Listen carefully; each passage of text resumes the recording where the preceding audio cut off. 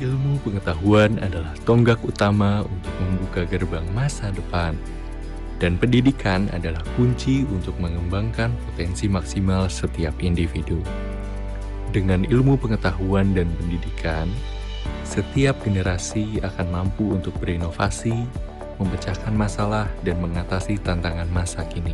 Berawal dari sebuah cita-cita besar dan semangat untuk turut serta mencerdaskan kehidupan bangsa, penerbit Gramedia Edukasi berkomitmen mengembangkan pendidikan dan membangun sumber daya manusia yang berkarakter, kreatif, mandiri, bergotong royong, dan berkebinekaan. Gramedia Edukasi hadir untuk berkontribusi bagi pendidikan di Indonesia dengan menyediakan buku teks pelajaran dan produk inovatif lainnya yang sesuai perkembangan kurikulum nasional. Gramedia Edukasi berupaya untuk menjadi mitra bagi guru dan siswa dalam proses pembelajaran yang efektif, baik di sekolah maupun secara mandiri di rumah. Didukung oleh tim berpengalaman, Gramedia Edukasi berkarya dengan antusias untuk menghasilkan buku-buku terbaik yang dapat membantu generasi muda untuk tumbuh dan berkembang. Gramedia Edukasi didukung oleh percetakan PT Gramedia yang tersebar di seluruh Indonesia untuk memastikan kualitas buku pendidikan yang terbaik, penyebaran yang merata, dan pengiriman tepat waktu. Kami hadir di seluruh Indonesia, dari Sabang sampai Merauke, untuk memastikan setiap buku yang dibutuhkan oleh sekolah-sekolah tersedia dengan mudah. Dengan berpegang pada satu tujuan, yaitu menyebarkan literasi dan mencerahkan kehidupan bangsa. Kami bangga menjadi bagian dari upaya untuk membentuk masa depan pendidikan di Indonesia. Dengan dedikasi tinggi, penuh inovasi, dan sesuai dengan regulasi yang berlaku, kami telah menghasilkan beragam produk berkualitas untuk mendukung proses belajar mengajar, seperti buku teks pendamping SD, SMP, SMA, buku teks pendamping peminatan SMK, buku modul pengayaan, buku muatan lokal, buku asesmen, dan Gramedia Edukasi berupaya menghadirkan solusi pembelajaran modern yang memberikan kemudahan akses terhadap materi-materi pendidikan yang dibutuhkan. Platform yang kami kembangkan seperti Bank Soal Digital, Perpustakaan Digital, dan Learning Management System Gramedia Edukasi memungkinkan guru dan siswa untuk berinteraksi dengan konten pembelajaran secara efisien, melacak kemajuan siswa, memberikan umpan balik pembelajaran, dan berbagi materi pembelajaran dengan mudah. Kami berharap kehadiran produk Gramedia Edukasi menjadi inspirasi bagi generasi yang mendatang untuk terus tumbuh dan berkembang. Kami bertekad untuk terus melakukan inovasi agar dapat berkontribusi secara maksimal dalam upaya mencerdaskan kehidupan bangsa. Mari bersama-sama meneruskan perjalanan ini untuk mewujudkan pendidikan yang lebih baik dan masa depan yang lebih cerah bagi generasi berikutnya.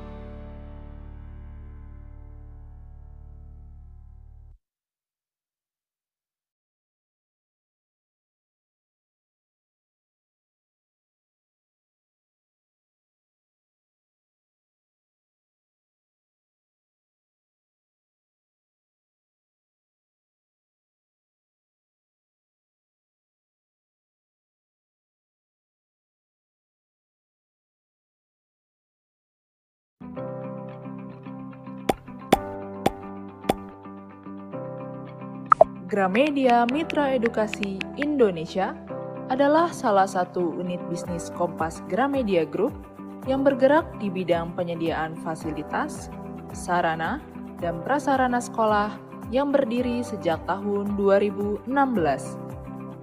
Kami menyediakan produk-produk kebutuhan sekolah sesuai dengan regulasi yang berlaku. Sampai saat ini, Gramedia Mitra Edukasi Indonesia memiliki lebih dari 700 mitra yang tersebar di 325 kabupaten dan sudah melayani lebih dari 20.000 pelanggan di seluruh Indonesia. Kami memiliki berbagai macam produk kebutuhan sekolah, mulai dari buku teks, buku literasi, produk digital edukatif, alat kesehatan, alat peraga pendidikan, dan alat tulis. Buku teks. Kami menyediakan berbagai macam buku teks, seperti buku teks utama kurikulum Merdeka, buku teks pendamping dan peminatan kurikulum Merdeka, serta beberapa buku lainnya, seperti buku latihan soal AKM dan Supermaster, dan buku pelengkap lainnya. Buku literasi. Untuk meningkatkan kemampuan literasi anak Indonesia, kami menyediakan paket buku literasi. Produk digital edukatif. Untuk mendukung digitalisasi pendidikan, Gramedia Mitra Edukasi Indonesia menyediakan perpustakaan digital serta learning management system kawan mua-mua yang dapat digunakan secara gratis melalui sistem layanan cloud untuk mengakses computer-based test, bank soal, dan materi pelajaran kepada para siswa atau siswi. Gramedia Mitra Edukasi Indonesia juga menyediakan alat multimedia pendidikan seperti Google Chromebook, PC All-in-One, laptop, dan alat pendukung lainnya. Alat kesehatan. Kami menyediakan alat kesehatan sebagai bentuk pencegahan penyebaran COVID-19 seperti masker, face shield, termometer, mesin cuci tangan, hand sanitizer, hingga baju APD. Alat peraga pendidikan. Kami turut menyediakan alat peraga pendidikan seperti kit numerasi, alat laboratorium, alat olahraga, hingga alat musik untuk mendukung kegiatan project-based learning dan juga alat permainan edukatif untuk jenjang pendidikan anak usia dini. Alat tulis. Kami juga menyediakan alat tulis untuk mendukung pelaksanaan kegiatan pembelajaran di kelas seperti pulpen, tinta, spidol, pensil warna, dan lain sebagainya. Seluruh produk dapat Bapak dan Ibu temukan hanya di Sipla Gramedia.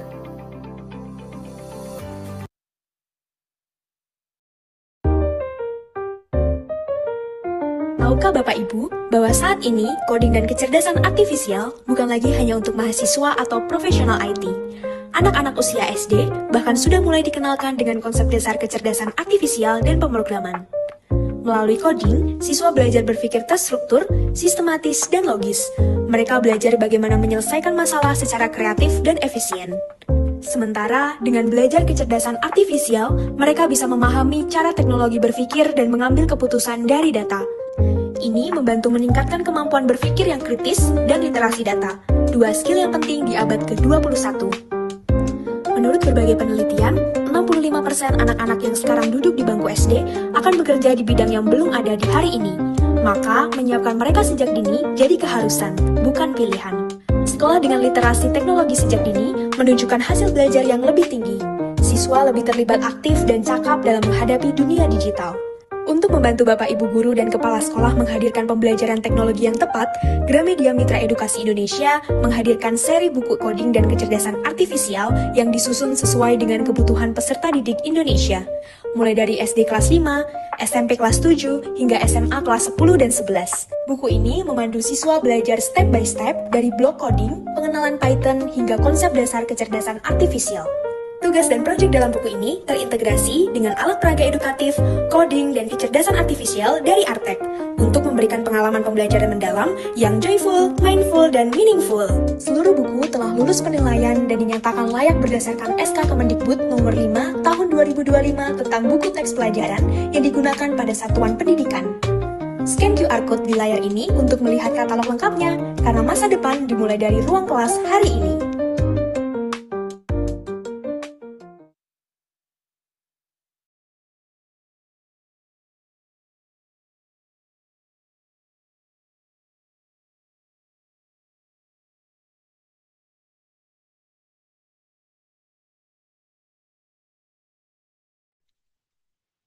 Assalamualaikum warahmatullahi wabarakatuh. Shalom, Om Swastiastu, Namo Buddhaya, salam kebajikan, salam sejahtera untuk kita semua. Selamat siang Bapak dan Ibu, bagaimana kabarnya? Senang sekali bisa bertemu dengan Bapak dan Ibu pada acara Pintar, pelatihan inovatif untuk tenaga ajar pada hari ini. Terima kasih sebelumnya saya ucapkan kepada Bapak dan Ibu guru yang sudah hadir dan sudah meluangkan waktunya untuk bersama menghadiri sosialisasi pintar, pelatihan inovatif untuk tenaga ajar dengan topik coding dan kecerdasan artifisial untuk jenjang SMP pada sesi 1. Perkenalkan, saya Hyose yang akan memandu acara pada hari ini selama lebih kurang 2 jam ke depan. Agar Bapak dan Ibu bisa mengikuti acara ini dengan nyaman, saya akan jelaskan alur kegiatan kita hari ini. Yang pertama akan ada pembukaan, lalu ada pemaparan materi, ketiga akan ada sesi tanya jawab interaktif, dan terakhir akan ada penutup. Kami mengajak Bapak dan Ibu untuk menikmati seluruh rangkaian kegiatan hingga akhir, karena setiap sesi telah kami siapkan untuk memberikan wawasan baru dan kesempatan berinteraksi langsung dengan narasumber. Tetaplah bersama kami sampai penutup supaya tidak ada informasi berharga yang terlewat. Bapak dan Ibu, berikutnya adalah program rangkaian kegiatan dari Pintar yang akan kita jalani bersama. Program ini berlangsung di bulan Agustus 2025 dengan 8 sesi mencakup untuk jenjang SD, SMP, dan SMA atau SMK. Bapak Ibu boleh mencatat atau screenshot pada tampilan layar tertera dan pastikan Bapak Ibu bisa menghadiri setiap sesi sesuai jadwal agar seluruh materi dapat diikuti secara lengkap dan manfaatnya secara maksimal.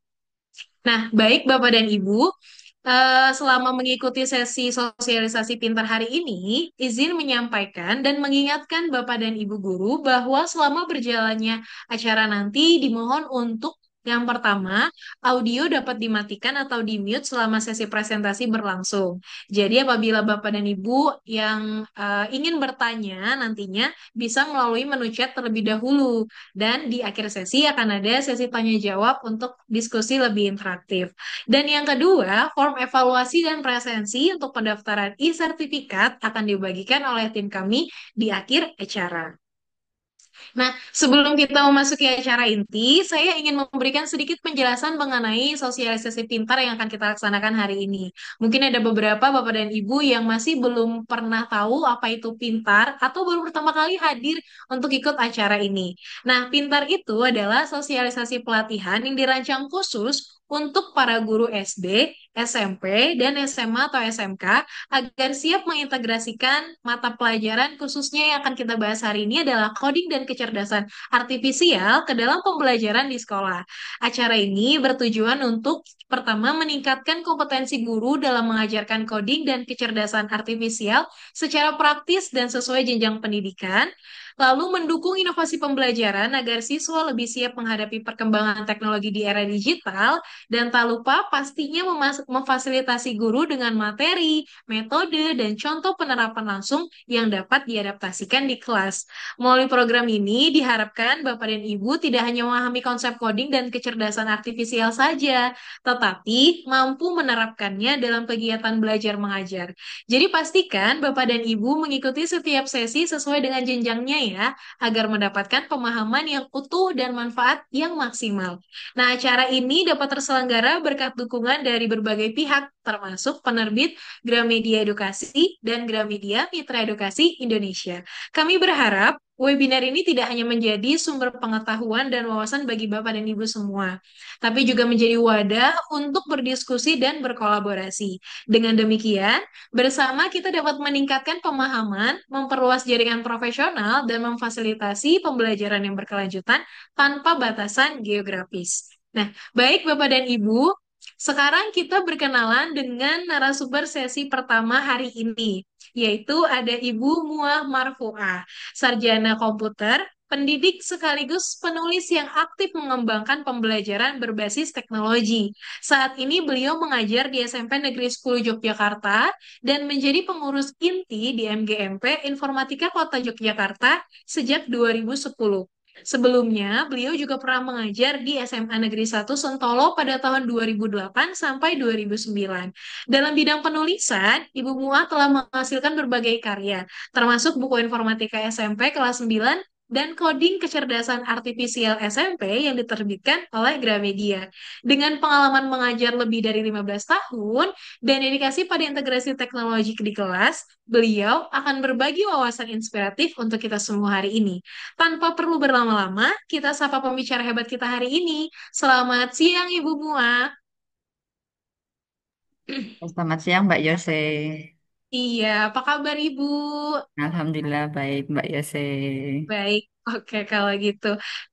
Ini ada dua device ya Bu Mua ya? Iya, karena laptopnya kameranya mati ini. Iya, iya nggak apa-apa Ibu Mua. Yang penting bisa tetap nyaman nanti dalam menjelaskan presentasi ya Ibu ya. Nah, Ya, untuk mempersingkat waktu, saya mempersilahkan kepada Ibu Mua untuk memulai pemaparan materinya selama lebih kurang sekitar 60 menit ke depan. oke Bapak dan Ibu izin. Guru, selamat mengikuti presentasi di acara webinar hari ini. Terima kasih. Oke, terima kasih Mbak Yose yang sudah memberikan kesempatan eh, saya Baik, Ibu. untuk berbagi, sebenarnya nggak berbagi, kita sharing saja di sini tentang eh, apa namanya materi coding dan KA dari buku kelas 7 yang kami buat beberapa waktu yang lalu. Ini saya izin sharing-share dulu sebentar. Share screen.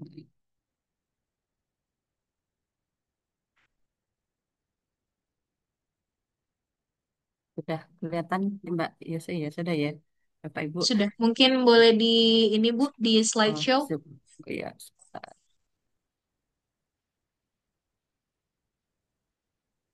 Oke. Sebelumnya saya mulai. Assalamualaikum warahmatullahi wabarakatuh. Waalaikumsalam Selamat warahmatullahi wabarakatuh. Ya, selamat siang Bapak Ibu guru hebat yang ada di seluruh penjuru tanah air yang sudah mengikuti Zoom meeting pada siang hari ini, sorry. Eh, Alhamdulillahirrahmanirrahim. Eh, saya mulai dengan profes tadi waktu ini waktu menulis saya kau kau Alhamdulillah kita bisa bergabung di seri pelatihan inovatif untuk tenaga ajar pintar coding khusus jenjang SMP yang difasilitasi oleh Gramedia.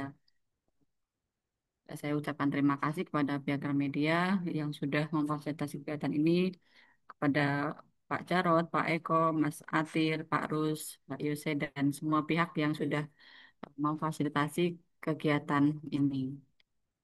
Baik, tidak berlama-lama, kita akan sharing tentang materi coding dan kecerdasan artifisial ini.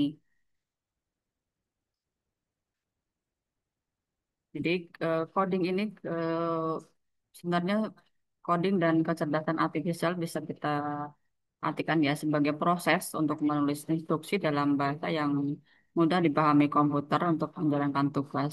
Sedangkan kecerdasan artifisial itu sendiri merupakan teknologi yang memungkinkan sistem komputer meniru kecerdasan manusia seperti mengenal suara, pengolahan bahasa alami, dan pengambilan keputusan secara otomatis. Sehingga keduanya saling terkait ya antara coding dan keterampilan dasar untuk membangun dan mengembangkan AI. Dari situ eh, kita akan mengajarkan ya bagaimana kita akan mengajarkan anak-anak dalam hal coding dan AI ini agar mereka bisa memahami ya, memahami logika pemrograman, algoritma, kemudian penerapan teknologi AI dalam kehidupan sehari-hari. Karena memang AI ini sudah bukan barang yang eh, apa namanya? Sudah umum digunakan. Kemudian kita juga bagaimana menerapkan metode pembelajaran agar eh, biasanya bisa berupa proyek kreatif ya agar contohnya bisa membuat game, aplikasi, simulasi AI ataupun pemecahan masalah berbasis teknologi. Kita ketika kita menggunakan AI, kita juga kan harus bisa menanamkan nilai-nilai etika dalam penggunaan teknologi tersebut. agar tidak terjadi eh, penyalahgunaan dalam penggunaan AI. Ya. AI ini sendiri apa di Indonesia baru diterapkan pada tahun ini. Sedangkan di negara-negara lain ya seperti Finlandia sudah diajarkan dimulai sekolah dasar dia sudah diajarkan yang difokuskan pada kreativitas dan problem solvingnya. Kemudian di Korea Selatan juga sudah menerapkan di Singapura, di Jepang ya AI digunakan untuk personalisasi pembelajaran. Kemudian eh, tantangan ya ketika kita menerapkan mengambil sebuah putusan untuk menerapkan pendidikan KKA di Indonesia, tantangannya antara lain pertama adalah keterbatasan infrastruktur ya seperti akses internet dan perangkat, kemudian kesiapan guru dalam mengajar materi coding dan AI, kemudian ada lagi kesenjangan literasi digital antar wilayah, kemudian keterbatasan sumber belajar yang sesuai dengan konteks di Indonesia, kemudian integrasi kurikulum yang konsisten dari SD dan hingga SMA. Dan alhamdulillah untuk yang poin 5 ini eh, di Indonesia kita sudah salah satu penerbit yang sudah memfasilitasi ya mengintegrasikan kurikulum eh, dari SD sampai SMA menciptakan sebuah buku eh, buku SD sampai dengan SMA yang bisa dipelajari tentang coding dan AI ini.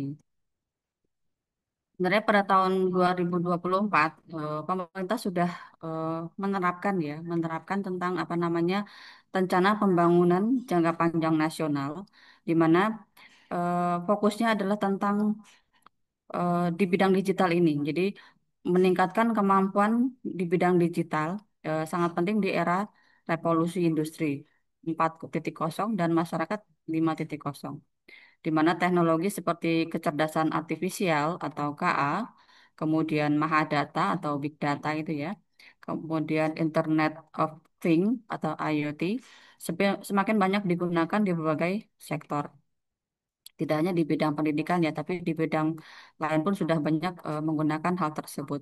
Sehingga pendidikan di Indonesia pun tidak ingin ketinggalan ya, sehingga eh, menerapkan menerapkan mata pelajaran coding dan KA untuk meningkatkan kemampuan siswa dalam hal terampil berpikir komputasional untuk pencapaian solusi secara logis, sistematis, kritis, dan analitis, serta juga kreatif. Jadi mengasah keterampilan berpikir mereka tidak hanya bisa menikmati apa namanya teknologi, tapi diajarkan juga bagaimana menyelesaikan masalah tersebut mulai dari hal-hal yang sederhana. Saya tadi pagi ini baru saja mempraktekkan cara pengenalan data dengan anak-anak. Saya langsung menurunkan ke praktiknya ya kan. Sebelumnya saya sudah berikan materinya tentang berpikir komputasional itu harus bagi-bagi beberapa komponen dari dekomposisi, dari kemudian abstraksi, pengalaman pola, dan algoritma. Saya mengajarkan anak gimana kita caranya menyelesaikan permasalahan. Contoh kita menemukan data di kantin. Ya, kita menemukan data permasalahan pertama itu adalah kita bisa memecahkan masalah yang ada di kantin. Contoh data mendata barang-barang yang ada di kantin mulai dari namanya, harganya dan sebagainya nanti akan kita buatkan kita akan belajar bagaimana mengajar anak membuat kesimpulan dari data-data yang mereka kumpulkan tadi divisualisasikan menggunakan aplikasi spreadsheet ataupun tanpa juga bisa. Kemudian nanti mereka membaca data. Oh, barang ini yang paling laku di kantin. Oh, barang ini yang sudah dengan grafik ini kita lihat barang ini kurang laku. Dengan ditunjukkan apa? Dengan adanya stoknya yang banyak, stoknya menumpuk di kantin. Nah, itu eh, jadi kita mengajarkan apa namanya tingkat analitis siswa terhadap suatu masalah yang ada di kantin sehingga nanti ketika selesai kita akan memberikan rekomendasi ke kantin. Oh, Bu, misalnya ya barang ini sudah dianalisis dengan anak. dengan anak-anak tadi bahwa ini stoknya banyak, apakah benar ini stok atau barang yang jarang kurang peminatnya. Nah, kalau kurang peminatnya otomatis silahkan diganti dengan barang yang lain. Nah, itu salah satu eh, cara kita melatih anak untuk belajar menganalisis suatu permasalahan dari terampil berpikir komputasional ini. Jadi eh, berpikir komputasional itu kan tidak harus melulu menggunakan perangkat. Kita bisa namanya unplug ya, praktek langsung mengamati permasalahan-permasalahan yang ada di sekitar kita. Salah satunya itu tadi kita menganalisis permasalahan penjualan dan itu bisa kita kolaborasikan karena sekarang itu apa namanya dengan apa namanya dengan pendidikan pendalam ya dengan itu bisa berkolaborasi dengan mata pelajaran lain. Nah, di sini saya tadi eh, berkolaborasi dengan mata pelajaran IPS eh, berkaitan dengan pasar. Ya, jadi ini jadi sekaligus belajar KKA atau belajar berpikir komputasional sekaligus berkolaborasi dengan guru IPS dengan menerapkan bahwa eh, kantin merupakan salah satu jenis pasar yang bisa dikunjungi siswa yang ada di sekolah seperti itu. Kedepannya saya akan mungkin akan mencoba juga berkolaborasi dengan guru matematika. Jadi bisa untuk menghitung rugi laba sesuai dengan materi yang ada di matematika. Bisa juga berkolaborasi dengan guru eh, pendidikan Pancasila. Jadi untuk mengajarkan norma norma-norma ketika melakukan wawancara di kantin itu nggak langsung eh, to the point ngambil terus tanya-tanya dan harus ada sopan santun yang ditanamkan kepada anak supaya semua bisa terbangun karakternya mulai dari kesopanan, kemudian bisa berpikir analitis, bisa berpikir kritis, dan juga tidak lupa apa namanya adab itu tidak pernah dilupakan. Seperti itu. Itu salah satu penerapan apa namanya tadi kemampuan siswa ya untuk menerapkan berpikir komputasional dengan berkolaborasi dengan banyak mapel. Kemudian Eh, tujuan yang lain adalah memampukan siswa agar cakap dan bijak sebagai warga masyarakat digital yang literat, produktif, beretika, aman, berbudaya, dan bertanggung jawab.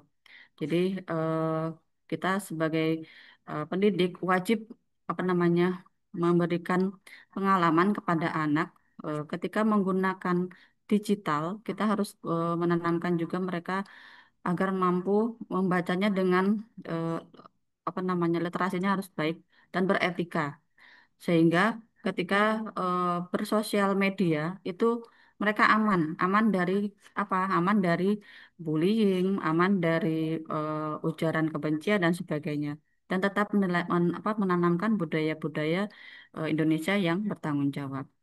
Kemudian terampil mengelola dan memanfaatkan data seperti tadi yang saya sudah sampaikan eh, bisa memanfaatkan apa ya penelitian kecil yang sebenarnya itu hal sepele tapi itu bermanfaat bagi mereka bagaimana cara mengelola dan memanfaatkan data yang mereka peroleh untuk bisa menghasilkan sebuah informasi. Kemudian eh, mampu berkarya dengan menghasilkan rancangan atau program melalui coding dan KA. Kemudian oke, mata pelajaran coding dan KA ini memiliki karakteristik pembelajaran sebagai berikut. Yaitu menanamkan etika. Ya, tadi saya sudah jelaskan sebagai fondasi bagi penguasaan kompetensi di semua jenjang. Kemudian pembelajaran yang kontekstual, ya, seperti yang dihadapi murid-murid sehari-hari dan permasalahan terjadi di masyarakat atau lingkungan sekitar. Ya, tadi juga saya contohkan di kantin itu ya. Sebenarnya masih banyak lagi lokasi-lokasi yang bisa kita jadikan eh, tempat pembelajaran yang kontekstual untuk murid. Selain kantin, kita bisa juga ke perpustakaan. Yang itu bisa bisa sekali itu untuk bagi perpustakaan itu. Perpustakaan itu bisa kita buatkan misalnya aplikasi untuk peminjaman kalau belum ada ya misalnya. Tapi kalau sudah ada, bisa kita kembangkan dengan aplikasi-aplikasi lain yang eh, mendukung ketika mereka berada di perpustakaan. Misalnya pengingat kalau sudah batas waktu pengembalian dan sebagainya itu akan diberikan notif di HP-nya mereka dan sebagainya. Itu pengembangan dari apa namanya coding dan KA nantinya seperti itu. Kemudian pembelajaran dapat dilaksanakan secara internet based, plug dan unplug. Jadi bisa dilakukan secara menggunakan internet, bisa juga unplug. Kemudian penggunaan pendekatan human center di mana manusia sebagai fokus dalam pembelajaran dan pemanfaatan serta pengembangan KA. Jadi manusia memang kita memang sebagai guru kita hanya sebagai apa namanya perantara ya, yang pelaku utamanya adalah murid-murid kita. Kita hanya akan mengarahkan bagaimana mereka tidak melanggar etika dalam eh, melakukan interaksi dengan dunia digital. Kemudian penguasaan atau menekankan penguasaan kompetensi pradasar pada jenjang SD sebagai bekal bagi pembelajaran informatika serta coding KA di jenjang SMP. Kemudian praktik mendalam berpikir komputasional dan literasi digital tingkat dasar pada jenjang SMP sampai dengan nanti jenjang SMA dan SMK. Nah, tentunya Bapak Ibu sudah memiliki eh, CP ya, CP dari informatika, coding dan KA, maaf. Di sini saya menampilkan elemennya. Elemennya itu ada berpikir komputasional, ada literasi digital, kemudian literasi dan etika kecerdasan artifisial, pemanfaatan dan pengembangan KA, algoritma pemrograman, dan analis data. Nah, sekarang pertanyaannya, sudahkah Bapak Ibu eh, menurunkan CP tersebut menjadi tujuan pembelajaran?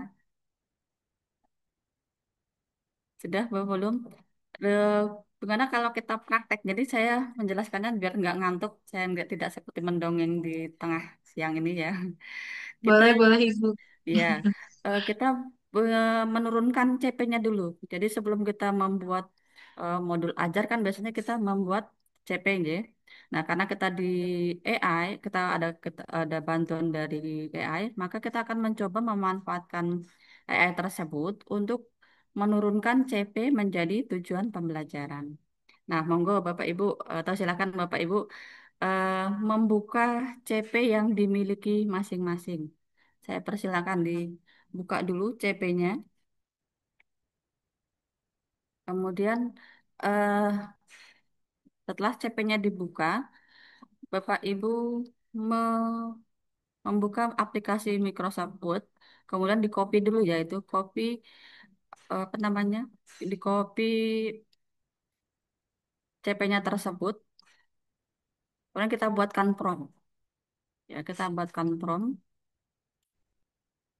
Nanti saya tuliskan aja di chat atau gimana ya promptnya.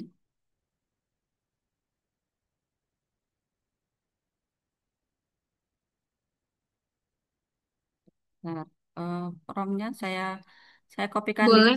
ya, ya saya Iya, boleh Bu Mua di kolom chat aja. ya, bentar, nggih.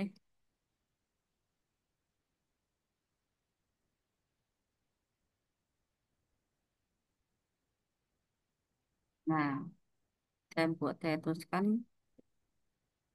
bentar, saya pindahkan ke sini. Sini kolom chat. Nah, ini saya sudah sharekan ya. Contohnya, karena kalau CP itu kan berlaku untuk kelas 7, 8, dan 9. Maka kita akan membagi sesuai dengan kelompok, sesuai dengan kelasnya, sorry. Sesuai dengan kelasnya. Contohnya saya buatkan ini ya, TPE promnya. Buatkan saya tujuan pembelajaran dari capaian pembelajaran, petik 2 ya, jangan lupa diberikan petik 2. Itu CP-nya di copy di situ, di antara petik 2 tersebut.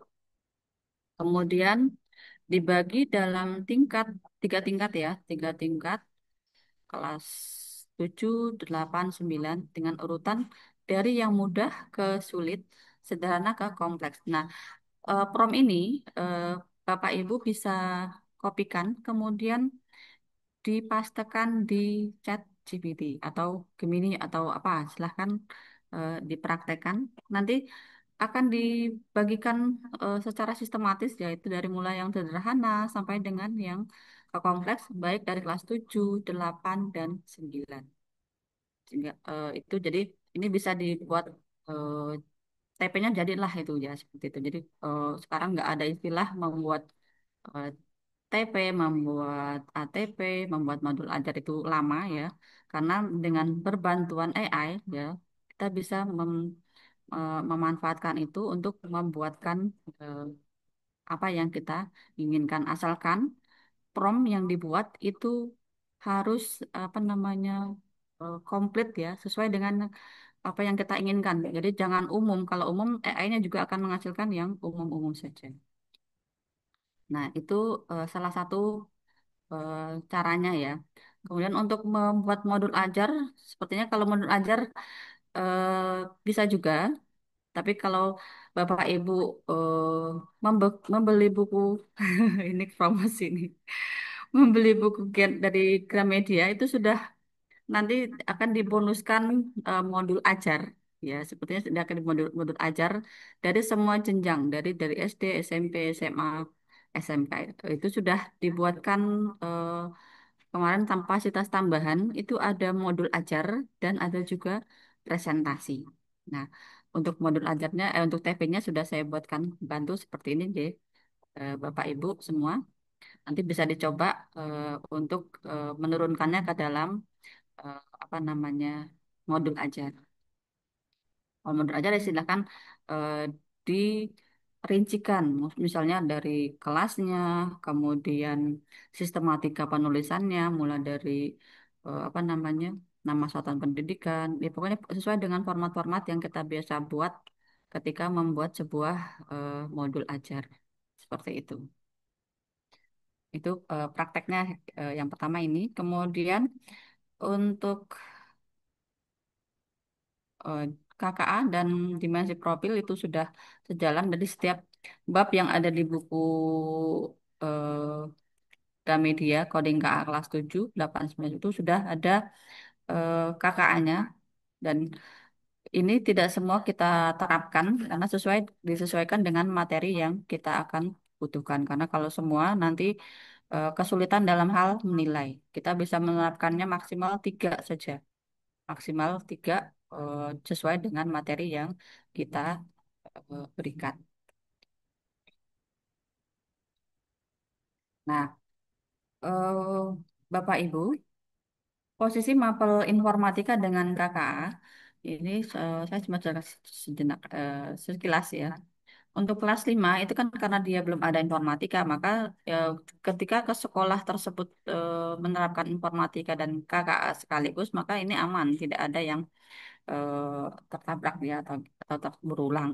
Sedangkan kalau di kelas 7, 8, 9, dan 10, ini kan mapel informatika posisinya wajib ya. Sehingga ketika sekolah menerapkan informatika dan KKA secara sekaligus, eh, supaya dipastikan materinya tidak berulang, khususnya di elemen berpikir komputasional dan literasi digital. Karena di informatika ada, di KKA juga ada. Cuma di KKA itu sebenarnya agak lebih mendalam ketimbang dengan yang di informatika. Sedang di kelas 11 dan 12, ini informatika itu kan sama-sama pilihan. Sehingga mahasiswa informatika dan KKA itu eh, ketika pendidik ingin mengajarkan itu harus memastikan bahwa elemen berpikir komputasional, literasi digital, kemudian algoritma pemrograman maupun analis data juga tidak berulang sehingga tidak tumpang tindih antara satu dengan yang lain. Nah, tadi kita sudah bicara tentang coding ya. Coding itu kan tadi apa namanya eh, proses mengkonversi keinginan manusia menjadi format yang dipahami oleh komputer dalam bahasa pemrograman. Eh, Hal ini merujuk pada subaktivitas atau pemrograman atau instruksi yang diberikan kepada komputer eh, bisa ataupun server ya atau perangkat IoT, robot lainnya, sehingga bisa menerapkan polisi yang dirumuskan yang dirumuskan melalui berpikir komputasional. Sedangkan pemrograman itu mencakup semuanya. Jadi coding itu merupakan bagian dari pemrograman itu sendiri. Jadi ini garis luarnya atau garis besarnya adalah pemrograman, sedangkan coding adalah bagian dari pemrograman itu sendiri. Nah, coding itu sebenarnya tidak harus apa namanya menggunakan bahasa yang rumit, khususnya di SMP. Di SMP itu coding hanya atau masih menggunakan ya, coding itu masih menggunakan eh, block scratch ya istilahnya seperti itu. Jadi tidak tidak harus menggunakan bahasa pemrograman yang sulit karena eh, tidak semua guru bisa memahami bahasa pemrograman karena kalau sulit dan mentok akhirnya kan kita yang stres ya gurunya gurunya yang stres belum apa-apa kita sudah stres duluan menghadapi masalah itu. Jadi maka untuk memudahkan tersebut kita cari yang atau memang kita menggunakan yang blok program saja yang sudah.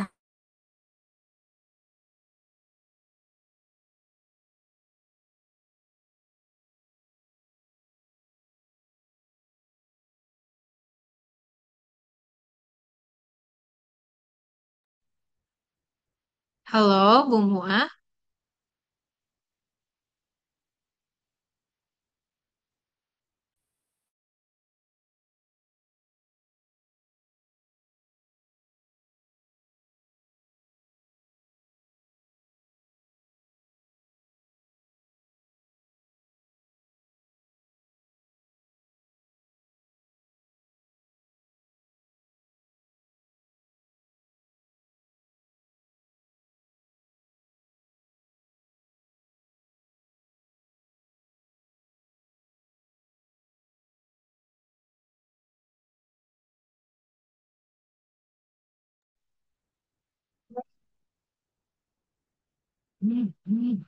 Ibu, mohon maaf, belum ada suaranya di saya, Pak. Di saya aja nih ya, Bu.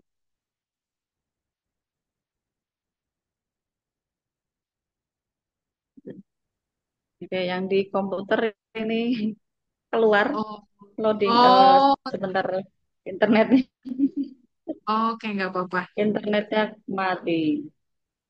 Oh, oke, iya tadi sempat nge-freeze. Saya pikir sinyal Iya, di sana. sebentar ini Oke, oke. saya. Mau kita aja yang share PowerPoint-nya, Bu Muah? Oh iya, sebentar. Saya di kan ya ke Mas Mahathir ya.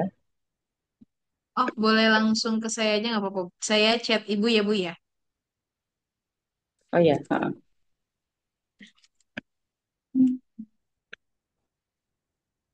Mati.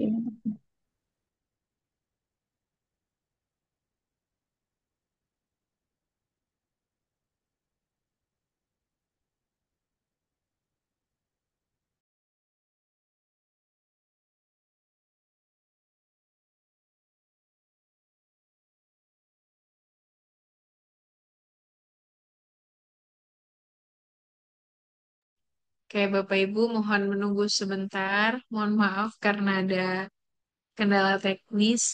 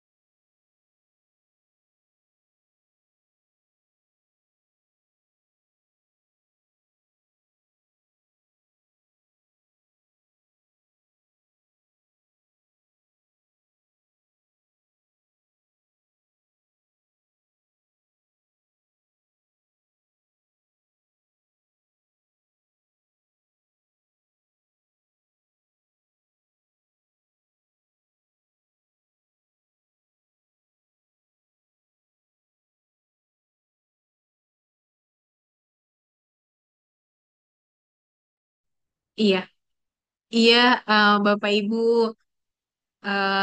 ada kendala teknis sebentar, mohon menunggu sambil tim kami mempersiapkan ya.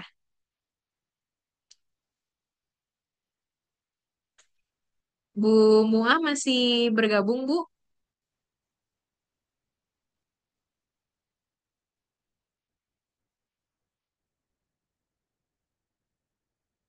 Oke, sudah bergabung kembali ya, Bu.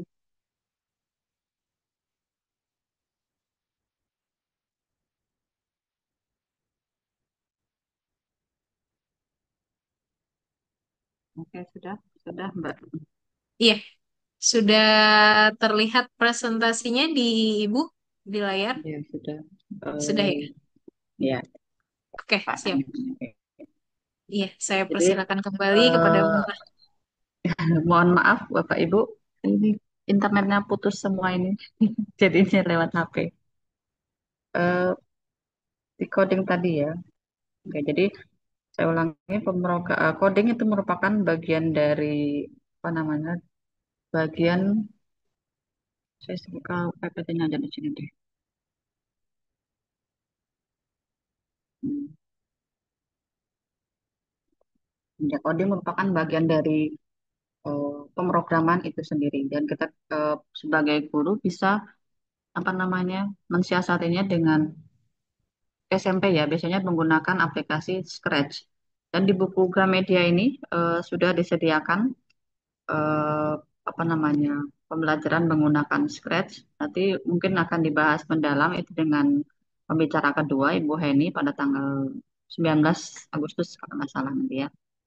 Dan juga ada fasilitas yang tadi ada kerjasama dengan perusahaan IT ya, Artek. Ya, di sana sudah disediakan namanya video-video yang mendukung kegiatan coding dan KA ini. Kemudian next Mbak, bisa next Mbak Yose. Jadi eh, belajar coding tadi sudah saya jelaskan ada yang plug memanfaatkan perangkat komputer dan juga perangkat lunak, juga unplug itu mengajarkan konsep pemrograman tanpa menggunakan komputer. Contohnya kita nanti membuka media ajar ya, media ajar secara fisik sehingga melatih anak untuk bersimulasi menggunakan eh, aktivitas fisik seperti saya lakukan hari ini. Kemudian ada CS Unplug ini bisa ini situs-situsnya bisa dicoba ya, bisa dicoba untuk apa namanya di sebagai referensi untuk belajar coding ya eh, di bagian CS Unplug. Juga Bebras Indonesia. Nah, di Bebras Indonesia juga sangat intens ya dalam hal eh, berpikir komputasional ya. Soal-soal berpikir komputasional di sini bahkan di setiap bulan November kalau nggak salah itu ada Olimpiade Bebras yang diikuti oleh anak-anak di seluruh penjuru dunia. Ya, ini tingkatnya internasional. Meskipun setiap daerah biasanya apa namanya dihandle oleh biro-bironya, yang biasanya dikoordinator atau dikoordinator oleh perguruan tinggi di setiap masing-masing daerah. Kemudian menggunakan internet based coding yang memungkinkan pembelajaran melalui platform daring interaktif dan dengan koneksi internet. Oke, next Mbak Yose. Nah, ini karena saya apa namanya? Salah satu contoh pembelajaran coding di KA menggunakan apa namanya? Menggunakan Scratch itu tadi. Di sini di bab 5 itu saya membuat sebuah aplikasi, aplikasi sederhana sebenarnya ya. Nanti bisa dikembangkan oleh Bapak Ibu semua. Bapak Ibu bisa mencoba lihat hasilnya di sana. Itu membuat kalkulator sederhana. Jadi karena kita kelas 7 ya, ini bukunya buku kelas 7 maksudnya. Maka pemrograman yang kita buat sederhana dulu.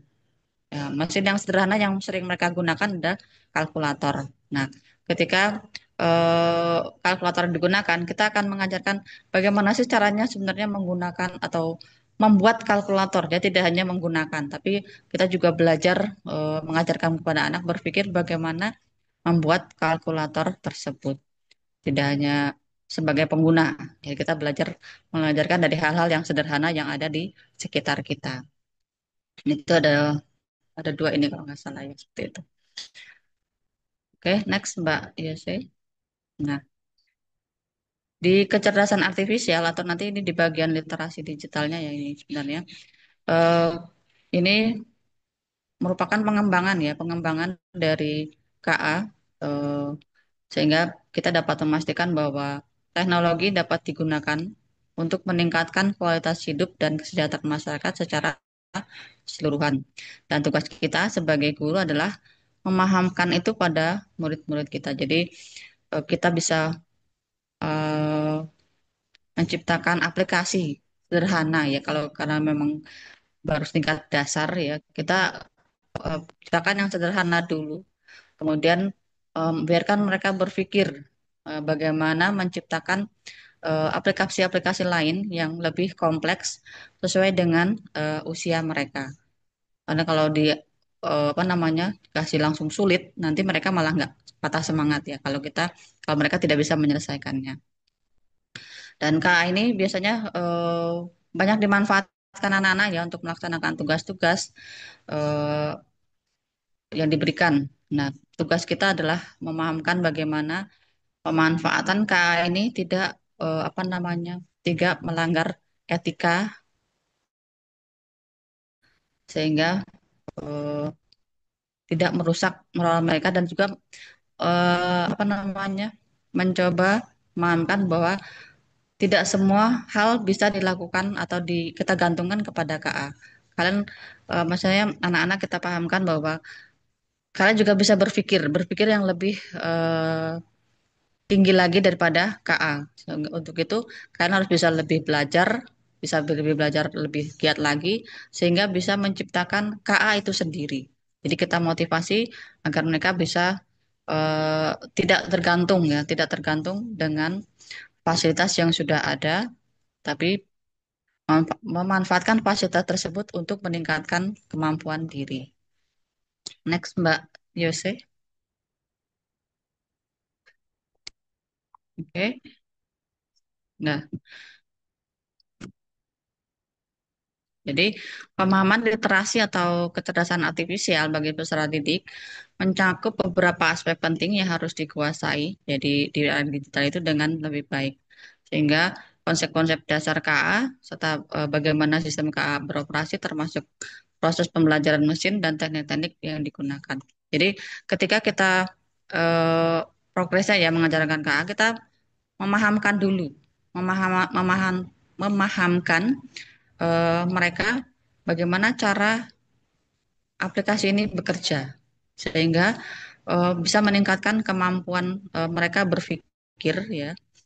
Kemudian setelah memahamkan kita mengajarkan bagaimana mengaplikasi kemudian setelah mengaplikasi sudah bisa baru membuat kreasi. Jadi kita pertama itu menduplikasinya kita menduplikasi program yang sudah ada biar mereka tahu alurnya. Oh, alurnya programnya seperti ini. Maka ketika mereka sudah tahu alurnya, maka mereka akan mencoba untuk mengkreasi. Oh, gimana kalau ditambahkan ini akan seperti apa, ditambahkan ini seperti apa. Seperti itu. Jadi pola pikirnya itu berpusatnya ke manusia ya, meningkatkan kemampuan manusia eh, sehingga bisa membuat sebuah kreasi yang lebih baik. Kemudian ketika melakukan kreasi tersebut, kita juga harus memperhatikan etika, pemanfaatan bertanggung jawab. Kemudian apa namanya? eh, ketika menerapkan apa namanya membuat hal tersebut harus memperhatikan etikanya. Kemudian dalam desain dan sebagainya itu harus ada namanya eh, desain harus menentukan ruang lingkup masalahnya sesuai dengan apa yang kita butuhkan dalam kehidupan sehari-hari. Jadi tidak usah membuat hal-hal yang di luar kemampuan kita. Hadapi saja memangnya yang masalah kita yang ada, kita buatkan alurnya, logikanya. Coba kita buatkan eh, bagaimana cara pemecahan masalahnya. Oke, next Mbak Yus. Nah, di sini eh, di buku coding dan KA kelas 7 ini eh, banyak banyak ya banyak materi-materi yang yang disajikan di sana untuk mengasah logika berpikir dan kolaborasi siswa. Eh, salah satu keunggulannya ya disediakan berbagai proyek kolaborasi dan juga disediakan video yang eh, relevan ya. Contoh di kasus ini adalah cara orang memakai masker. Jadi dengan memanfaatkan teachable machine. Nah, Bapak Ibu bisa melihat di sini ya, melihat di ini itu kita membuatkan sebuah apa namanya gambar. Nanti kita latihkan ke mesin. Kita latihkan ke mesin. Oh, ini orang menggunakan masker. Oh, ini orang yang tidak menggunakan masker. Nah, ketika teachable-nya itu bekerja, melihat lihatkan ya misalnya. Oh berarti ini tidak memakai masker. Kalau yang ada penutup muka berarti dia memakai masker. Yang tidak pernah menggunakan tutup muka berarti dia tidak memakai masker. Seperti itu. Jadi ini salah satu contoh proyek kolaborasi. Dan ada soalnya ya di buku Gramedia itu banyak sekali soal-soal yang melatih eh, penalaran dalam hal kecerdasan artifisial. Next Mbak. Yes. Oke. Nah, sekarang sekarang saya juga sebenarnya pengen melatihkan ya, tapi ini internetnya sampai sekarang belum hidup. Bapak Ibu bisa mencoba. Nah, di sini eh, kita coba bisa membuat atau menggunakan kecerdasan artifisial ini agar anak-anak bisa membuat sebuah kreasi. Nah, contohnya membuatkan lagu. Nah, Bapak Ibu bisa melihat ini, coba silahkan dicoba.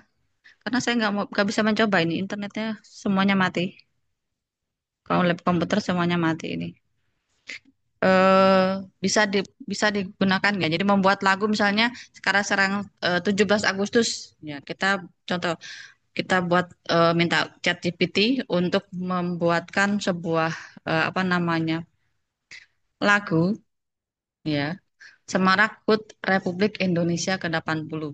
Nah, dari hasilnya ini nanti kita bisa copy ya. Di hasil ChatGPT tadi kita copy. Kemudian buka aplikasi AI pengolah musik misalnya suno.com. Ya, monggo Bapak Ibu bisa dicoba. Kemudian eh, pada bagian describe your song atau klik lirik ya, kemudian dipastekan. Nah, dipastekan hasil liriknya tadi. Kemudian hapus bagian yang tidak perlu karena tadi kalau ngopi berarti kan otomatis prompt kita yang tadi yang buatkan saya lagu itu akan muncul ya. Kemudian yang bawahnya biasanya lagu tersebut dan sebagainya. Itu dihapus dulu, disisakan liriknya saja. Nah, disisakan liriknya saja. Kemudian nanti pada style bisa diatur stylenya. Penyanyinya apakah laki-laki, apakah perempuan. Kemudian ada jenis lagunya, pop, dangdut. Tapi kalau dangdut kayaknya nggak tahu sudah kenal apa belum ini. Sunonya ya. Karena tapi kalau semakin sering dilatih, semakin sering semakin bisa dia akan menghasilkan lagu-lagu yang kita inginkan. Jadi kemudian tuliskan judul lagunya pada bagian title. Kalau sudah klik silahkan di create. Dan kalau sudah di create nanti akan muncul dua versi. Nah silahkan dicoba. Kalau sesuai ya dipakai tinggal di download. Kalau belum sesuai dikopikan lagi, sedangkan diedit lagi promptnya. Nah, ini salah satu cara buat anak itu lebih bersemangat ya. Nah, kita ada apa namanya mengajak anak itu untuk misalnya berkompetisi membuat lagu. Ya, membuat lagu menggunakan AI. Seperti itu. Nanti anak-anak akan sangat senang sekali kalau kita ajak mereka untuk berkreasi menggunakan AI ini karena mereka kalau sudah pakai gadget atau pakai perangkat kan masih akan senang sekali. Jadi silakan bisa di apa namanya dicoba teknik-teknik bagaimana eh, pembelajaran menyenangkan atau joyful learning tercipta di pembelajaran. Jadi tidak melulu harus coding, tidak melulu harus apa namanya menggunakan komputer yang apa namanya aplikasi ya kayak Word, Excel dan sebagainya. Kita bisa menggunakan AI untuk memancing mereka apa namanya menciptakan kreasi-kreasi seperti lagu ini. Oke. Eh beberapa mencoba ya eh, jenis lagunya saya coba beberapa mencoba juga untuk buat jingle, buat apa nanti Bapak Ibu guru bisa melombakan ya, melombakan misalnya lomba mencipta lagu ini. Meskipun hasil karya dari AI itu belum bisa di apa namanya dipatenkan karena buatan AI ya. Jadi ini untuk pengetahuan mereka saja bahwa mereka bisa memanfaatkan AI itu untuk membuat lagu dan sebagainya. Oke, next Mbak Yos. Nah, sebenarnya kalau mau praktek itu enak ini ya, tapi ya Allah nggak bisa internetnya nggak mau kerjasama. Nah, eh, resiko penggunaan kecerdasan artifisial.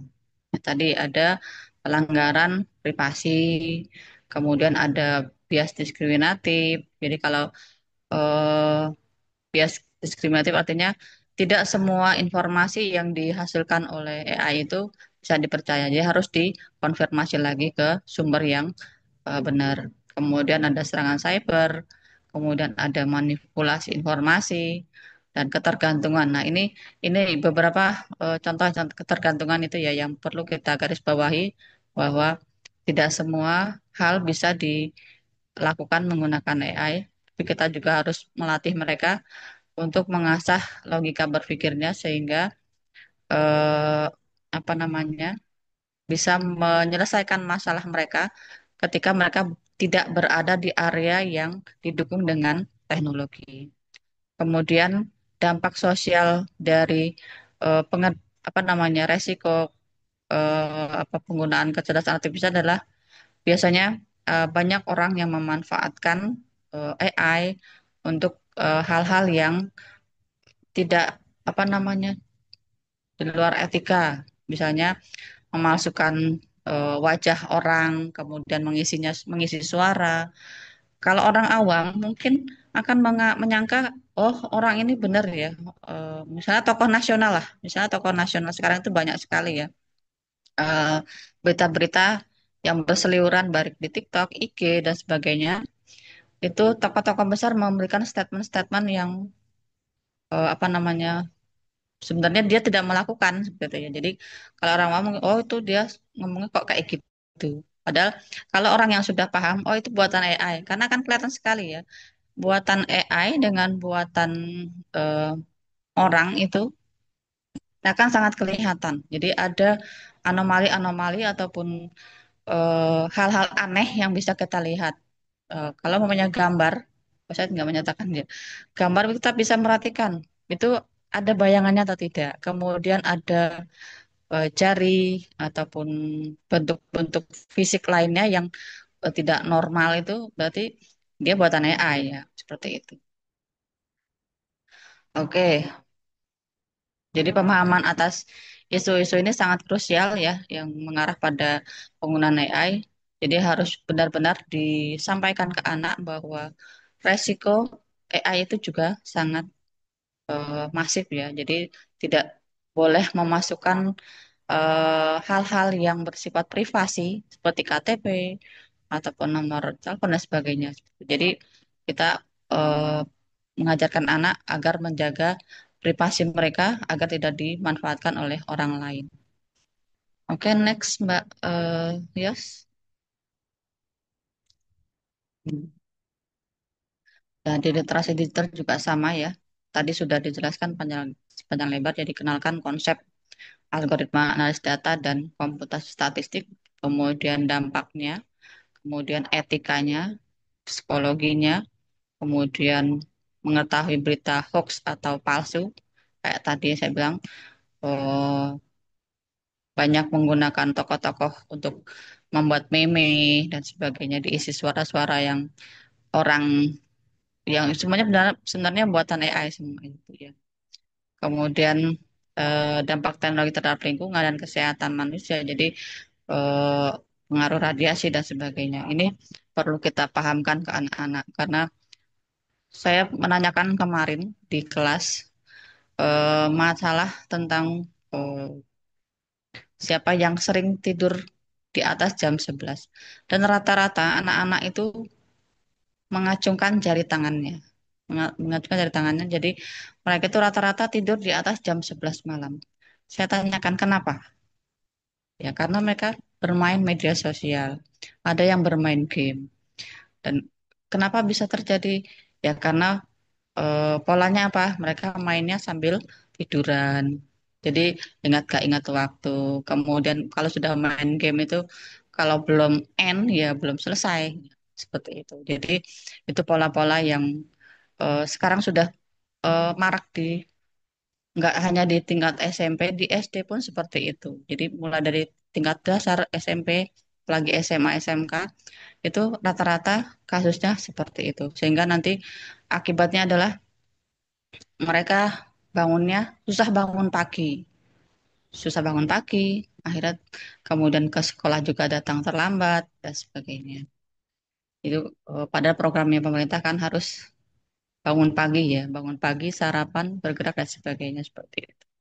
Oke, next Mbak. Yes. Oke, ini beberapa referensi untuk belajar literasi digital bisa dicoba ya. Ada dari UNESCO, ada dari LMS Cek Fakta, kemudian ada Digital Citizen, ada Linktree, kemudian ada Literasi Digital ID. Ini beberapa sumber yang bisa digunakan ketika kita belajar tentang literasi digital. Next, Mbak Yos. Kayaknya mah selesai ini. Nah, ini eh, pembuatan presentasi di aturan elektronik. Nah, di buku coding KI saya juga membuat sebuah apa namanya media ajar elektronik berupa flipbox yang bisa dibuka menggunakan layaknya membuka buku fisik ya. Ini ada di bab 4 gitu ya. Hasilnya bisa dilihat di pada barcode yang ini, pada barcode tersebut. Jadi kita bisa membuat modul ajar itu kan menggunakan biasanya Canva ya kalau sekarang yang itu yang sedang tren. Nah, di Canva itu nanti kita bisa eh, sharingkan ke flipbook ya. Kita share, kita buat flipbook, kita setting dan sebagainya. Nanti akan bisa eh, endingnya bisa menjadi sebuah flipbook seperti yang ditampilkan di eh, scan barcode tersebut. Next, Mbak. Sebenarnya saya pengen praktek tapi karena itu tadi saya cuma punya perangkat HP ini, laptop dan ini pada mati semua. Oke, hasil dari pembelajaran terakhir adalah kita melakukan assessment ya. Ketika kita melakukan pembelajaran, maka kita hasilnya endingnya adalah menggunakan assessment. Nah, ini beberapa referensi kuis yang bisa Bapak Ibu gunakan. eh yang jelas saya yakin ini anak-anak senang sekali, terutama yang atas paling atas itu ya, kuis ZEP. Ini eh apa namanya? Ini sama seperti anak-anak bermain game ya. Ketika mereka main game kan mereka senang sekali. Nah, ini mereka diajak berpetualang di game ini. Nanti kita bisa milih latarnya itu apa. Kemudian nanti di setiap pintu kita bisa membuat apa namanya membuat pertanyaan. Nah, ketika anak bisa menjawab pertanyaan, dia akan bisa masuk ke ruangan atau ke area sebelahnya. Dan seterusnya. Ini mereka senang sekali. Menurut saya kemarin sudah mencobakan sampai mereka nggak mau keluar walaupun jamnya sudah habis. Ini. Mereka bilang mereka asik ya, menggunakan ini. Atau juga bisa menggunakan EducoPlay di sini ya. Ini bisa juga referensinya. Untuk yang QuizJab ini bisa di scan, bisa dilihat hasilnya seperti apa. Kemudian EduCoplay juga saya juga udah mencoba, bisa dilihat. Kalau ini yang informatika, kalau ini yang quiz ijab itu yang coding KA, karena saya pakai kemarin. Bisa juga ada Wordwall, ada TTS Maker, dan sebagainya. Nah, setelah asesmen terakhir, berarti kita ada refleksi. Nah, refleksi biasanya menggunakan Padlet ya, padlet.com seperti itu. Bisa digunakan ini. Itu untuk refleksi pembelajaran hari ini gimana, kemudian saran, kritik. Nah, mereka biasanya akan menuliskan, kita buatkan ya, eh, apa pelajaran yang bisa diambil hari ini, kemudian eh, perasaanmu gimana mengikuti pelajaran dengan materi ini, dan seterusnya. Itu bisa kita buatkan melalui Padlet.com ini. Sudah, next terakhir, Mbak. Terima kasih. Slide terakhir adalah terima kasih. Dengan kata-kata hari ini, jangan biarkan rasa takut atau keraguan menahanmu. Percayalah, langkah kecilmu hari ini awal dari pencapaian besar esok. Itu sedikit sharing informasi dari saya. Mohon maaf karena saya eh, tidak bisa membersamai dengan apa prakteknya. Sebenarnya saya pengen apa namanya pengen praktek langsung, tapi ini terkendala internetnya pada mati semua, jadi tidak bisa. Saya tutup eh, presentasi hari ini. Saya akhiri. Assalamualaikum warahmatullahi wabarakatuh. Kembali ke Mbak Yus. Waalaikumsalam warahmatullahi wabarakatuh. Terima kasih Ibu Mu'a atas pemaparan materinya ya Bu. Untuk memperdalam materi, kita akan masuk ke sesi tanya jawab Bapak Ibu. Bagi Bapak Ibu yang ingin bertanya langsung kepada narasumber kami, dipersilakan dengan klik tombol raise hand. Nanti dari tim kami akan bantu untuk unmute.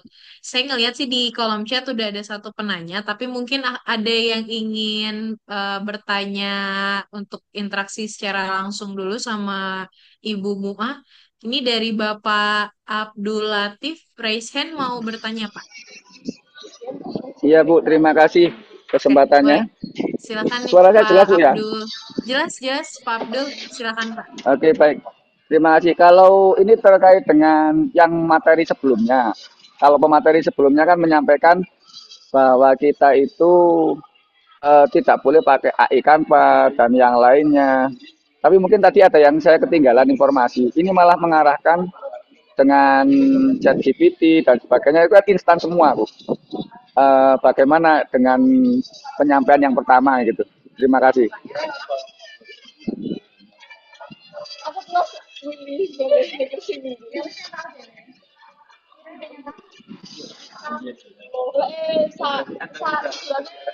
Mbak Yus, ini gimana, mau ditanggung dulu atau langsung dijawab? Boleh langsung dijawab saja, Bu Muah. Silakan Ibu. Oke, bentar, oke. Eh di saya jawab nggih Bapak Abdul Latif. Oke. Untuk pembelajaran literasi digital itu kan kita tidak menutup ya, tidak menutup eh, AI untuk digunakan. Jadi saya sudah belajar, sudah mengupakan bahwa di negara-negara lain memanfaatkan AI untuk personalisasi pembelajaran. Jadi kita bisa menggunakan AI ini untuk mendukung pembelajaran, mendukung ya Pak, bukan bergantung. Jadi kita bisa apa namanya mengarahkan anak-anak ya. Tadi seperti tadi saya membuatkan anak-anak untuk misalnya untuk berlomba untuk membuat sebuah lomba lagu dengan materi mungkin literasi digital nantinya. Eh, itu kan eh, karena AI itu kan sudah umum mendunia, bahkan semua orang memakai. Kita tidak bisa menutup aplikasi ini untuk tidak digunakan. Kita larang pun mereka menggunakan. Sehingga kenapa kita ajarkan? Nah, kita masukkan di situ etikanya. Etikanya ketika kalian menggunakan AI, kalian harus beretika. Kalian harus menanamkan rasa tanggung jawab bahwa apapun yang kalian kerjakan menggunakan AI ini harus bisa dipertanggungjawabkan. Tidak boleh eh, apa semaunya saja. Di sini pun di juga bunyi tema kita mau uh, mengenai mengenai Ibu, penggunaannya, mohon. kita juga memahami resikonya yang eh, akan terjadi, ya. Jadi manfaat dan resiko kita tanamkan kepada mereka bahwa eh, apa namanya, pemanfaatan AI itu hanya pada kondisi-kondisi tertentu. Tidak semua hal menggunakan AI, misalnya menjawab pertanyaan pakai AI, kemudian eh, PR nggak pakai AI. Jadi bukan seperti itu, Pak. Tapi kita mengajarkan bagaimana anak bisa membuat sebuah kreasi. Kan sekarang banyak sekali ya kreasi-kreasi, contoh ilustrasi digital itu kan bisa juga dimanfaatkan eh, anak-anak sebagai bekal nanti dia ketika masuk dunia kerja. Itu masih misalnya dia senang di bagian desain, itu kan ada bagian ilustrasi digital. Kalau kita tidak mengajarkan bagaimana cara penggunaan tentang literasi digital ini dengan memanfaatkan aplikasi AI, mungkin mereka tidak akan tahu. Mungkin mereka tidak, oh saya nggak pernah diajarin pada saat sekolah. Seperti itu. Jadi itu malah eh, apa namanya, eh, malah menahi ya. Karena coding dan KA ini kan sudah apa, diresmikan atau dikeluarkan permennya oleh Pak Menteri. Jadi Permendiknas nomor 13 tahun 2025 bisa dibaca, bisa lagi oleh Bapak. Itu kan menerapkan coding dan KA ini dalam dunia pendidikan. Nah, kalau Pak Menterinya menyarankan seperti itu, otomatis kan kita juga yang sebagai pelaksana di depan, ya otomatis kita harus mengajarkan. Kalau masa istilahnya bosnya ya, bosnya kan Pak Menteri. Pak Menteri mengajarkan, meminta memutuskan ini. Kalau kita di bawah nggak melaksanakan, ya berarti kan kita yang salah. Seperti itu.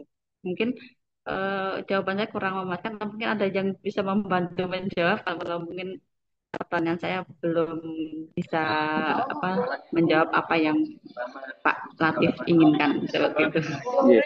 Satu lagi Bu, terkait Oke. dengan aplikasi itu, umpama Mhm. ini menurut jenengan boleh nggak kita gunakan dalam pembelajaran kita kayak ChatGPT, kayak sistem terbuat, tapi mereka mencari informasi dari ChatGPT. Oke.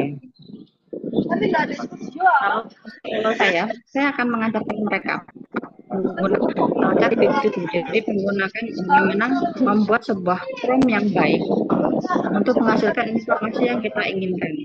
Ya, prompt yang baik, misalnya kita ingin membuat namanya membuat kartun, ya, membuat kartun.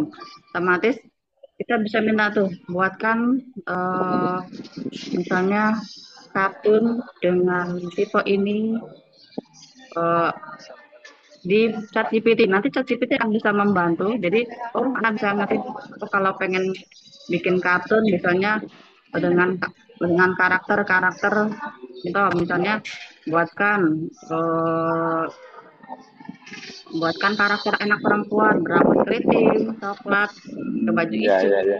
kacamata bulat, kemudian dengan berbagai pose dan sebagainya seperti itu. Jadi itu akan dimunculkan. Nah, Ya, itu kan, oh berarti saya bisa mengkreasikan ini sebagai salah satu referensi saya seperti itu. iya masuk Bu. Paham, baik-baik. Terima kasih. Bu, boleh minta untuk yang eh, presentasi tadi, karena tadi ada yang mungkin kita kelewatan untuk materi panjenengan. Oke, Terima kasih. nanti saya minta Mbak Yos untuk share di itu ya Mbak. Soalnya sini pakai HP, saya pakai HP ini soalnya. Ini Iya, sama Bu. Ini. iya Ibu. Siap. Ya, Terima kasih. ya. Oke. Ya, makasih Pak Latif.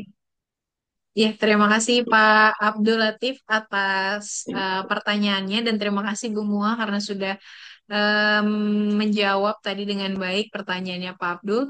Nah, selanjutnya karena mengingat waktu kita terbatas ya Bapak Ibu ya, adakah lagi dari Bapak Ibu guru yang ingin bertanya saya kasih kesempatan untuk bisa open mic untuk berdiskusi sama Ibu Muah. Satu penanya lagi ya. Kalau tidak ada, nanti saya akan bacakan satu pertanyaan lagi yang ada di kolom chat. Untuk materi nanti akan dikirimkan oleh tim kami ya, Bapak Ibu. Adakah yang ingin bertanya lagi secara langsung sama Ibu Muah? Oke, nampaknya tidak ada ya ini. Nah, mungkin saya pilih untuk satu pertanyaan lagi ya Bu yang ada di kolom chat. Oke, boleh. Dari Bapak atau Ibu Ade Sumiati nih. Metode pembelajaran metode pembelajaran seperti memang sangat menyenangkan bagi anak, tapi sayangnya di daerah saya anak-anak dilarang membawa HP ke sekolah sehingga susah untuk menerapkan metode ini. Nah, mungkin ini pertanyaan ya, pertanyaan sekaligus keresahan ya Bu Muah ya. Karena Oh iya. mengingat ada beberapa daerah yang kita lihat ya mungkin dari secara teknologi belum begitu mumpuni. Nah, mungkin ini bisa Ya. sekaligus membantu menjawab ada keresahan juga yang dialami sama kayak Bapak Ibu guru yang lain mungkin. Silakan Ibu Muah. Oke. Oke, sebenarnya sekolah kami juga pernah menerapkan menerapkan bahwa melarang penggunaan HP di sekolah. Itu pertama. Kemudian kendalanya kan banyak juga ya. Kenapa nggak di banyak juga protes-protes ya dari orang tua.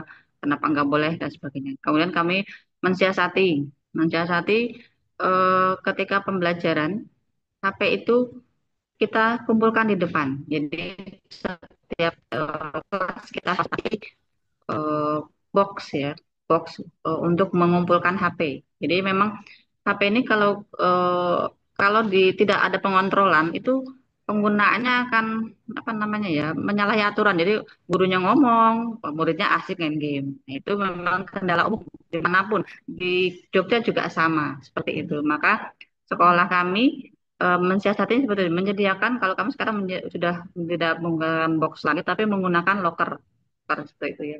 Kalau semuanya yang lebih hemat ya bisa menggunakan box tersebut.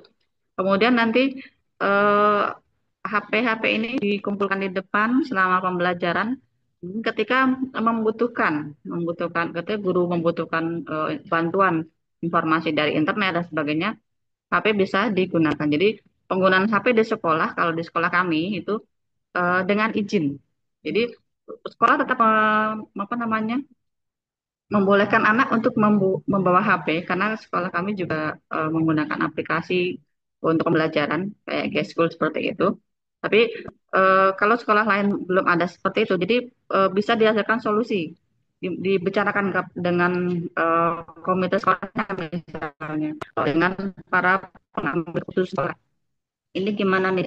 HP itu sebenarnya kan eh, kalau kita punya keterbatasan perangkat kayak komputer, apa itu membantu dalam kegiatan pembelajaran karena tidak semua punya media ajar itu bisa. Kalau dari internet kan itu lebih bisa cepat ya anak-anak bisa cepat mencari informasi dari berbagai sumber.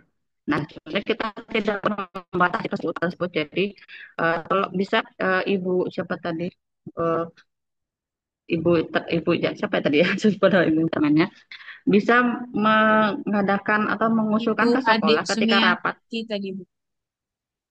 Oh iya Bu Ati Sumiati, Sumiati, iya. Ha. Bu Sumiati ya bisa apa namanya ketika rapat bisa mengusulkan ke sekolah gimana kita eh, HP ini kan termasuk salah satu media pembelajaran ketika kita tidak mempunyai dan mensiasatnya adalah dengan menyediakan fasilitas mengumpulkan HP tersebut di depan guru ya, di depan guru seperti itu.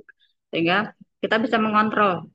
Nah, ketika kita membutuhkan bantuan HP tersebut untuk mencari informasi, kita bisa berikan ke anak. Itu akan lebih apa namanya lebih bijaksana ya, karena kita kalau memblokir penggunaannya secara frontal juga sepertinya kurang bijaksana juga ya karena sekolah kami juga banyak kena protes itu kenapa HP dilarang di sekolah lain juga enggak gitu. Jadi makanya kita memfasilitasinya eh, tadi menyediakan locker Jadi saat istirahat pun tetap di loker. Dan yang memegang HP biasanya cuma ada 2 orang, karena biasanya ada info dari guru yang menginfokan ke grup kelas, kegiatan pembelajaran dan sebagainya. Jadi cuma ada 2 orang, satu cewek, satu cowok, dan itu yang memantau. Oh, ada informasi dari guru ini, kita disuruh, misalnya, kalau saya kan pembelajaran di lab komputer, kelas kan ada di kelas ada seberang. Nana segera ke lab komputer. Nah, yang membuka itu yang bertugas pada hari itu membawa HP, dan semua bisa menuju ke lab komputer tanpa harus apa namanya, menunggu lama. Seperti jadi solusinya kalau kami menyediakan tempat untuk menyimpan HP, kemudian ketika HP bisa gunakan bermanfaat untuk kegiatan pembelajaran maka diberikan. Seperti itu. Jadi penggunaan HP-nya sesuai dengan isi guru yang mengajar pada saat itu. Seperti itu. Kalau di sekolah kami mungkin bisa diadopsi, bisa dirembuk dengan pemegang kebijakan di sekolah, dengan orang tua dan sebagainya. Saya juga paham karena kalau kita sekolah, kalau di sekolah itu gurunya ngajar, anaknya main HP sendiri itu akan tidak kondusif. Tapi ketika kita membatasi juga itu kita sepertinya eh, apa namanya, hak asasi ya penggunaan itu, kan ketika mereka selesai belajar kan boleh menggunakan hak, jadi pulang misalnya jemputan, misalnya penjemput sekolah eh, pulangnya mendadak nih. Nah, kalau nggak ada itu kan bisa memberi kabar orang tua seperti itu kan, itu seperti itulah apa namanya, manfaatnya ataupun hal-hal yang apa namanya bisa diambil sisi baik dan sisi buruk dari penggunaan HP di sekolah. Silakan dirembuk bareng, duduk bareng dengan para pemangku kebijakan maupun dengan tua. Itu yang bisa saya sampaikan Oke, kepada Bu baik. Sumiati. Oke, iya. Terima kasih Bu Mua atas jawabannya dan semoga bisa menjawab pertanyaannya Bu Sumiati tadi ya. Iya, iya. Iya, Bapak dan Ibu, terima kasih banyak untuk antusiasmenya dan segala pertanyaan yang telah diajukan. Mohon maaf karena sehubungan dengan waktu untuk sharing dengan Ibu Mua sudah berakhir, maka sesi tanya jawab ini juga kami akhiri. Terima kasih Ibu atas sharing ilmu, waktu, dan juga diskusinya selama sesi tanya jawab ya Bu Mua.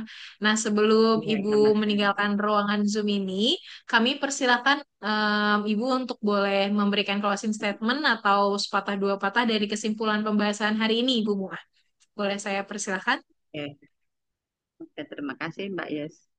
Siap. Jadi eh, pemanfaatan teknologi di sekitar kita itu eh, tidak bisa dibendung karena di dunia belahan dari selain Indonesia itu sudah lebih maju, maju banget. Kalau kita membendung dengan eh, hal-hal yang mungkin menghambat kreativitas anak, jadi itu tidak akan menghambat kemajuan atau pengembangan sumber daya manusia di Indonesia itu sendiri. Artinya kita mau menuju ke generasi emas, maka mari kita dukung dengan berbagai macam cara ya, berbagai macam teknik agar pendidikan di Indonesia itu maju, berkembang dan bisa sejajar dengan bangsa lain, bisa menghasilkan karya yang inovatif dan eh, berkelas seperti negara-negara lain.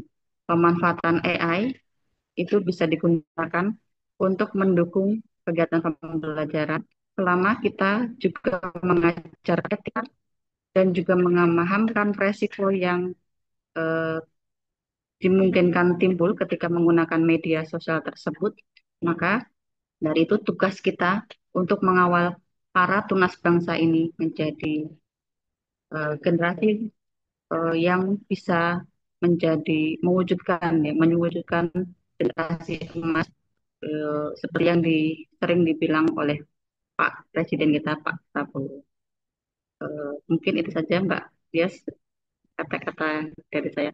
Dan satu lagi itu, apa namanya, bisa mempelajari lain mungkin eh, bisa beli bukunya Gen ya. karena itu salah salah satu media untuk belajar. Saya yakin itu bisa bermanfaat jadi tabungan kecil kita sehingga bisa bermanfaat bagi generasi bangsa. Terima kasih ya. Oke, baik. Terima kasih Ibu Muah untuk closing statement-nya. Kita akan melakukan sesi dokumentasi ya Ibu Muah dan Bapak Ibu guru sekalian. Nanti akan dibantu oleh tim dokumentasi kami selama dua slide, satu slide. Oke, kita akan berfoto bersama. Yuk, boleh berikan senyuman terbaiknya. Tiga, oh belum. Masih menunggu yang lain untuk bisa open cam.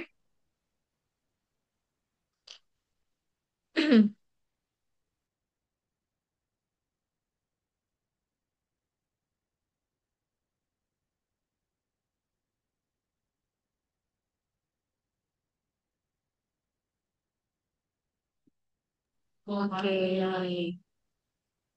oke, sudah pada open cam.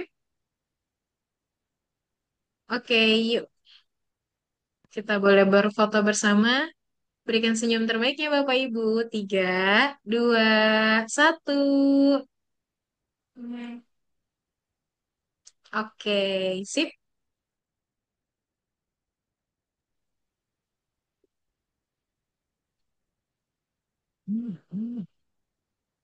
Iya, terima kasih banyak kepada Ibu Muah atas presentasi yang sangat menarik hari ini dan membuka wawasan kita semua ya. Semoga apa yang telah disampaikan tadi bisa bisa bisa menjadi inspirasi sekaligus motivasi untuk kita semua yang hadir hari ini.